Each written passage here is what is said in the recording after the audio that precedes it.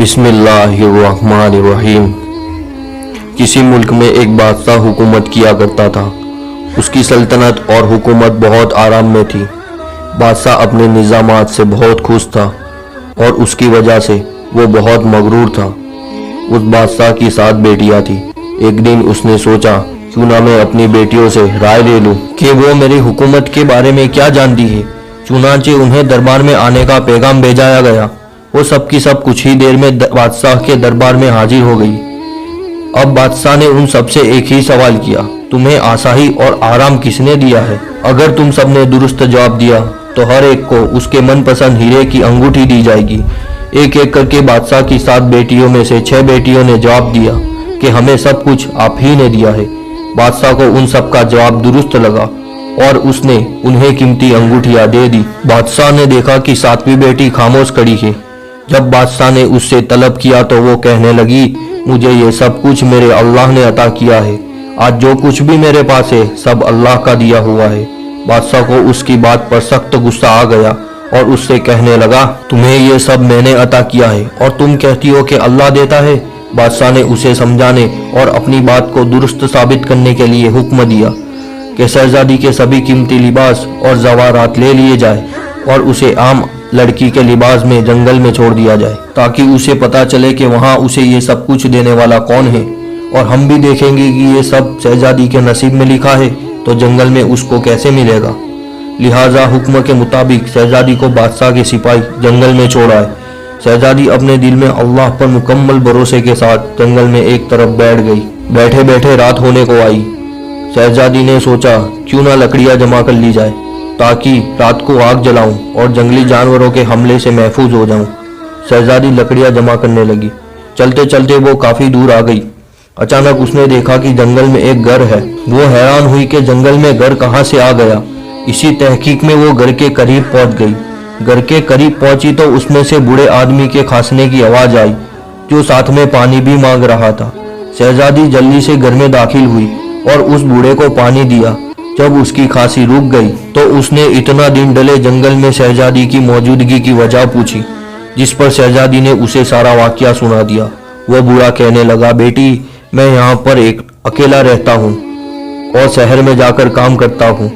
मैं हफ्ते में 7 दिन शहर में काम करता हूँ, बस एक आध दिन यहाँ पर आकर रहता हूँ। लिहाजा तुम यहाँ आराम से रहो। मैं जो भी कमाऊंगा उसमें से तुम भी गुजारा कर देना। और इस तरह शहजादी को जंगल में पनाह मिल गई। वो बूढ़ा आदमी अगले रोज शहर चला गया। शहजादी ने घर को साफ किया।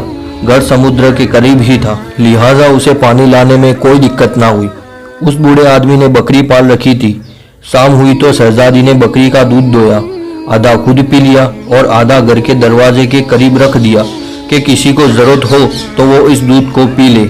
रात हुई और शहजादी सो गई। जब सुबह को उठी तो उसने बाहर रखा हुआ दूध का बर्तन खाली पाया, लेकिन उसके करीब ही एक कीमती लाल मोती मिला। शहजादी को एकदम याद आ गया, अगर सांप किसी से बहुत खुश होता है तो वो उसे लाल मोती दे देता है। हो ना हो ये दूध किसी सांप ने पिया और बदले में यहाँ पे लाल मोती छोड़ गया। अगली रात उसी तरह दूध दरवाजे पर रख आई। अगली सुबह भी उसे ऐसा ही लाल मोती दरवाजे पर पड़ा मिला। शहजादी ने वो भी उठा लिया। इस तरह 7 रोज गुजर गए। शहजादी रोज दूध रखती और रोज उसे वहाँ पे लाल मोती मिलता। 7 दिनों के बाद वो बूढ़ा आदमी अपने घर वापिस आया कि शहजादी को हफ्ते भर का राशन दे सके। शहजादी ने बाबा को 7 दिन का वाकया सुनाया और बाबा को 3 लाल मोती दिए कि आप इनको शहर में बेचकर इनकी कीमत ले आइएगा और आते हुए अपने साथ महल की तामीर के लिए मिस्त्री भी ले आइएगा। बाकी के 4 लाल मोती की माला बनाकर उसने गले में पहन ली। अब शहजादी ने जंगल में एक बेहद खूबसूरत महल बनवाया और निहायत शान व शौकत के साथ वो और बूढ़ा बाबा उस महल में रहने लगे। उसके महल में बहुत से नौकर चाकर थे जो शहजादी के हुस्न सुलूक से बहुत खुश थे। शहजादी की बातें जल्द ही दूर दूर तक पहुंच गई।